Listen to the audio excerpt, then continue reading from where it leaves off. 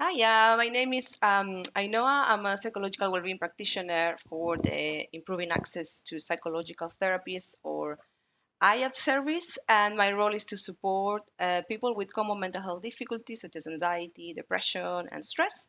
Today, we're going to be talking about loneliness. Why is it that so many people struggle with loneliness right now, and how we can manage that? Some practical advice around how to improve these feelings of loneliness. And I'm here with Nicole.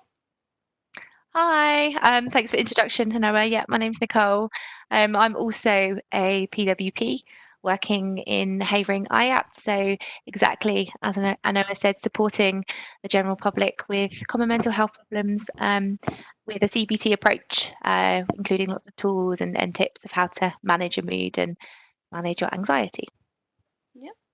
Right. So I would like to start by explaining a bit. So what is loneliness? What's our understanding? And it's just really my personal understanding of loneliness. What I'm going to explain. So for me, it's to feel a lack of social support or lack of social contact. That can be either like in terms of numbers, like having really too little people to talk to.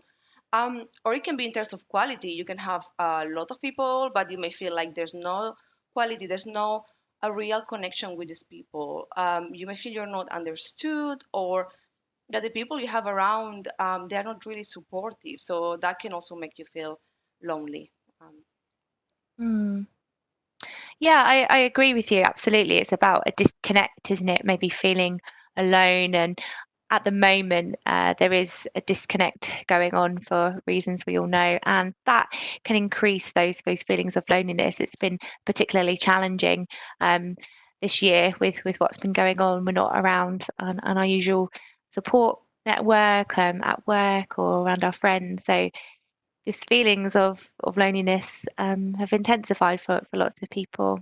Totally, yeah. It's a common topic that we hear about, especially in therapy, with people that struggles with anxiety, depression. It's Mm. something that it tends to make things worse. Yeah, unfortunately. I also would like to mention there's a difference between being alone and being lonely. So, being alone on itself doesn't have to be negative. It can be something that is chosen, and it can be something quite positive. Sometimes we need to spend time alone. However, when we talk about loneliness, in my opinion, it tends to be when it's something like you haven't really chosen, and it's something that it feels, yeah, like a negative situation. Mm. Yeah, and which is obviously the focus, mainly the focus of today is to help with the negative feelings that come out of that. But also, we will talk a little bit about I guess the positive outcomes, I guess you could call it, of spending time on your own, how to utilize that, how to maybe turn it around as Mhm. well. Absolutely, yeah. You're trying to see the positive side, totally. Yeah. So, first of all, I would like to talk a bit about to understand our own loneliness, to kind of, I think the more awareness we have about why is it what is it that we are experiencing and why, the more we're going to be in a better place to do something about it. Yeah. So the first step to me, if you're feeling lonely, if you're struggling, is to identify what exactly are the emotions that you're feeling, and the thoughts. Some people confuse thoughts and emotions, but it actually different things. So for example, common emotions when we feel lonely can be to feel sad, to feel hopeless. You may also feel fear or worry. If you consider that these feelings of loneliness is never going to get better, or the situation is just never going to end. I think right now, we're all struggling with a certain level of uncertainty. Like, okay, we have these feelings of deprivation in terms of social contact. And there's also the worry and the uncertainty that we don't even know when it's going to end and if it's going to end really.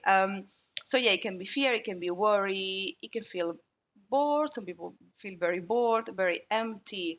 Some people may feel very angry, very frustrated. Especially if you feel like the loneliness is something which is unfair.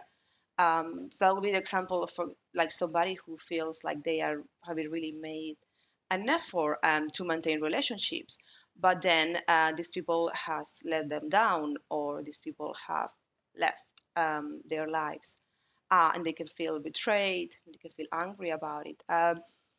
So if we link that, as I was talking about the emotions, I was also mentioning the thought. Yeah. So just to see the difference. So the emotion will be usually one word, like fear, sadness.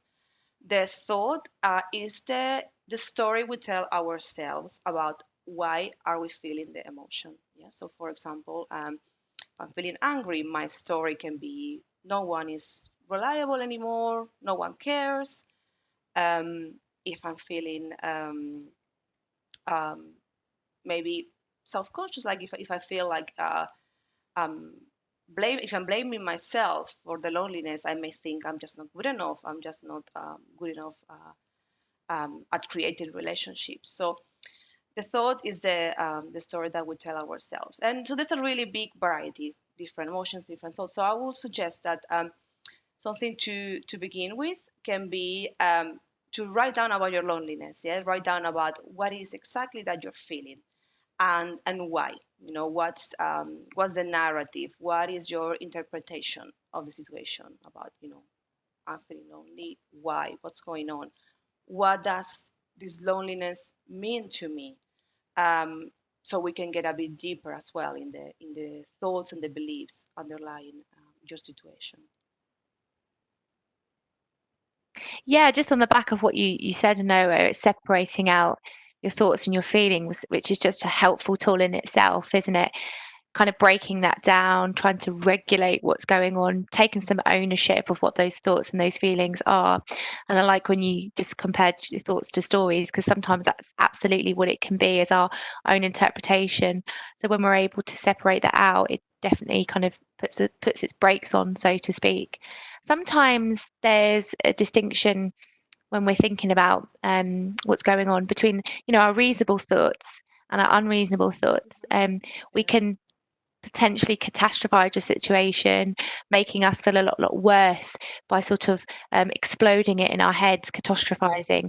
So right now, saying I miss my colleagues, this is making me sad, or um, I'm upset I didn't get to go to my cousin's wedding is completely reasonable. But would it be reasonable to be saying nobody cares about me because I can't go to my cousin's wedding, or I'm never going to get to see my friends again, when we have these unreasonable thoughts can intensify those feelings of loneliness. So breaking it down even further, isn't it? Like you say, the thought, the feeling, and then kind of sifting through those thoughts. What is it about this maybe that I'm exaggerating, which can help? Yeah. Absolutely, yeah, yeah. That's a really good point. Yeah. So the moment you observe your thoughts, you take a bit of a step back from these thoughts, and you can realize maybe there's something there which is not really realistic, and Mm. maybe just by starting to try and balance these thoughts and try and think in a more helpful or more balanced way, you can already start to feel better. Yeah, as you were talking, it came to my mind, for example, thinking I have no one. um, when we feel quite sad and hopeless, we may think like this. But actually, if you observe the thought, well, is it really true? Do you really have no one in your life? Or if we think, nobody likes me. So this kind of thoughts. Mm. So yeah, yeah. Sorry, go on. So it's all right. And sometimes these thoughts can be worries as well. You mentioned earlier, Noah, about this period of uncertainty, which is, still an ongoing um, thing. And it's difficult to wrap your head around that, because when we worry about something, we're usually trying to solve what's going on. But if there's an element of not being able to solve what's going on, then we worry and it becomes maybe a bit more consuming for us and a bit more difficult to make sense of things. When will I see my colleagues again? What if I don't get to go on holiday in the next couple of years and I spend more time on my own? Or all of those different types of worries that we might have, which actually right now we have no control over. So one tip and tool is to potentially think about, well, which ones do I have control over?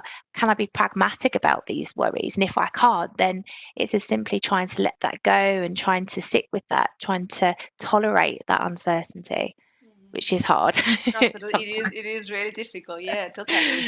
But just being able to identify, Mm, especially and to see the amount of time that sometimes we spend in thinking, about things we really have no control over, it can be quite, when eye-opening. You can realize, well, actually, yeah, there is work to do in terms of, how I'm spending my time and what I'm thinking. Mm, So yeah, I think that would be, recognizing which worries are helpful, which ones are unhelpful, recognizing when we are focusing on what we can control, which is going to make us feel much more better than if we focus on the things we cannot control, which is going to bring fear, anxiety. So mm, that's a really good step to take.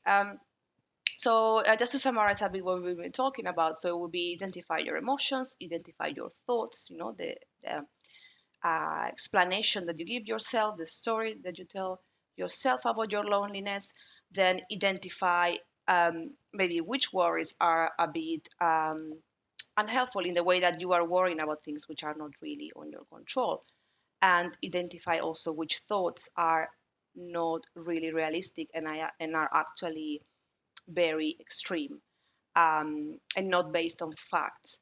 And then see if you can start maybe correcting these thoughts, think in a more helpful, balanced way. It can help think maybe that you are, how would you talk to a friend, for example, if a friend of yours will tell you they are going through the same situation, how would you talk to them? That can help as well with the shift you're thinking. So once we've done that, I think we can see the situation like more objectively. Yeah, we kind of remove this extreme catastrophizing thoughts, and then we see, okay, what's actually going on, and that's what's going to take us to the next step, which is actually doing something about it, so going into problem solving for our loneliness. mm. It is about perspective, isn't it? And I guess that's not always an easy thing to gain, but perspective is slightly skewed when we're very emotionally driven. So if we allow our emotions to almost dictate what we do, how we behave, or what we're thinking, then that's going to exasperate it, isn't it? It's going to keep that cycle going. But as some of the things we've been discussing, it's just naming and shaming, isn't it? Naming and shaming those thoughts and those emotions, and regulating, as we've been saying, helps. Doesn't solve, but helps. It helps a lot, yeah, definitely. Writing down these things helps a lot, yeah, Mm, yeah, definitely.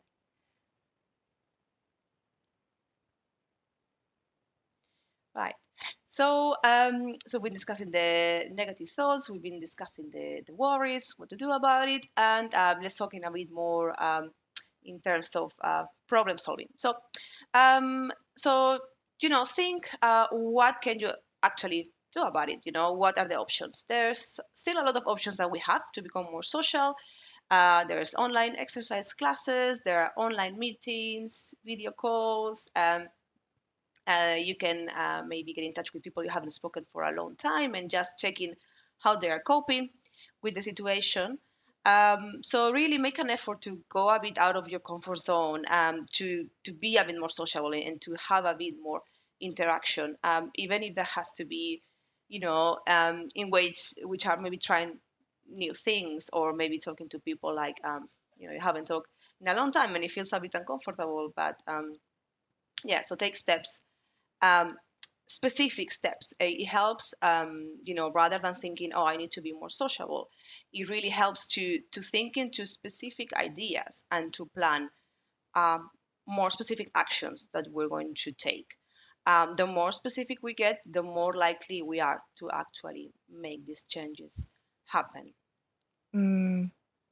Being less vague and being more specific is definitely the way to do it. I think we can all have good intentions when we say, "Oh, I'm going to be more sociable in the next week to feel more connected."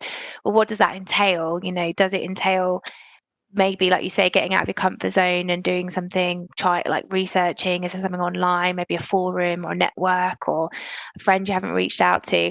This whole year has made us, well, be more creative, trying to think of alternative ways that we can do that, because the connectivity has changed, the way we reach out to people. So just a point to make there is just doing rather than saying, if that makes sense, is Yeah, being strict with definitely. yourself. Definitely, definitely. So changing a bit from the place of, um, complaining about what's going on. I mean, it's really good to express, yourself and what's going wrong. There's no problem Mm. with that, but it's good to, to be able to move from that into practical action. So in CBT, cognitive behavioral therapy, we talk a lot about SMART goals. Yeah, so specific, measurable, achievable, realistic, and time. I don't know, something with time. So basically, you also plan, what are you going to do and when. So you get very specific, and obviously things that are actually realistic that you are going to do. So yeah, and I appreciate it can be hard, especially when it's things that you haven't done in a long time. Maybe we had, I don't know, like our group of friends, and we get into habits, and it's just so easy. And now it can be extra hard to having to think on trying and going out of your way to keep social, but it can make a really huge difference. Any of these little things is what really makes a difference in the way we feel day to day. um Yeah. Sorry, Sorry, sorry, go no, ahead. I think there's a bit of a time delay there, isn't there? Oh yeah. Um, but just like we say, called being a bit more creative in how we connect with people, maybe doing something that involves helping others, um, reaching out to a neighbour or being social in a way that perhaps you weren't before, sending a card or being resourceful in that way, maybe lending out your time if you've got it. You're hearing lots of stories of people that are practicing being kind in this pandemic. Obviously, being kind to yourself first and foremost, but if you have the capacity to spread that kindness and compassion to other people, then that can decrease feelings of loneliness for somebody else, which in a sense makes you feel less lonely. So it's kind of connecting in that way as well. Absolutely, yeah, yeah. That's really, really helpful. Yeah, helping others is so helpful Mm. to make us feel, giving us a sense of achievement and a feeling of um, community and belonging. So yeah, that's Yeah. really good. And in the households that we are living in, there's lots of other people that you live with that perhaps they might be feeling lonely as well. Sort of checking in with them and having that interaction can be helpful because we've all had a sense of loss in some way this year, losing, like I said before, weddings or social events and things like that. So actually coming together and talking about that sense of loss as well is a good way to. Yeah, that's a really important one. Yeah, and I didn't mention that when we're talking about emotions, but yeah, the feelings of grief totally for the things we've lost in terms of Mm, social life or opportunities. That is something to really acknowledge. yeah. Definitely. Yeah, I think you mentioned like the people we live with. Yeah, that's also another interesting thing. So we can do different things with the people we live with, even if we spend a lot of time together. Maybe it's not really a quality time. So maybe we can change that and we can make these relationships at home much more enjoyable. We can try a new game. I don't know if you have kids, or just try and do something different. Trying to spend scheduling some quality time together with the people you live with. Yeah. Absolutely. So yeah, I was just going to ask. So when we talk about taking steps to to establish relationships or to get in touch, with the people you have around, also it's good to be mindful of not taking rejection personally. We all struggling with our own things. Maybe you reach out for people and you don't really get the response you were um, looking for, but yeah, trying not to take that personally. That's definitely most of the time nothing to do with you. It's just our own struggles, and there's nothing to lose for trying anyway. So Absolutely. Just normalizing everything at the moment. I mean, goodness me, the impact of all of this is very real. We hear it day in, day out. It's our job, and it is quite normal to feel disconnected, isolated, lonely. And yeah, absolutely, there is no blame. It's just being able to, I say, accept the situation. I know that's depending on the different circumstances that people have, and I totally understand that. But if you can try to accept and allow and try to enjoy the time that you have on your own if possible, then that's one way of trying to be a bit more positive about it. I think. absolutely, yeah, That's a really interesting idea. Yeah, so don't run away from time on your own either. Also it Mm, can be also really helpful. You can use your time by yourself in more productive way. Now, yeah, some people may have extra time to do things maybe they always wanted to do. Try a new hobby. Meditate, journaling. All these things that are going to help you feel better on yourself. So yeah, definitely seeing the positive side as well of our time yeah. on our own. Definitely. Yeah. Trying to use that time. Yeah, totally. So yeah, hopefully today we've discussed quite a few practical ideas about how to improve feelings of loneliness and how to cope better. We're going to also add somewhere some of the helplines. So there's also the different helplines that are there for you, confidential. If you're really struggling and you need to talk to someone, that is also an option. So um, you know, you can also look, Google, which helplines are out there for you as well. Definitely. A lot of them are available on NHS websites. Samaritans are a listening service, and I think if you just go on nhs.gov, there'll be a list of some support lines or even some self-help materials that you can use to perhaps use in your day-to-day life Mm, as well, some booklets and things on how to motivate yourself, and basically expanding on some of the things that we've mentioned today without going into too much detail. But if you're interested in perhaps taking some of that up, then that might be a good place to start.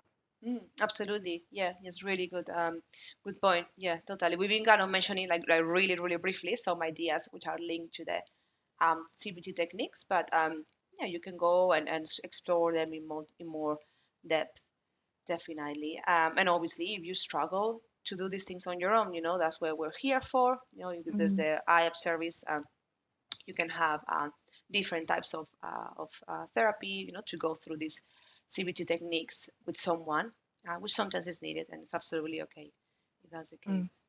You're not alone. And I know we've been speaking about loneliness, so it kind of sounds a bit hypocritical by me saying that. But I think there's comfort in knowing that everyone is in this together. I think hearing that phrase everywhere, we're in this together, and it has been a testing year, but you can do this. You have got people around you, whether that's a professional, a friend, or a new connection you've made.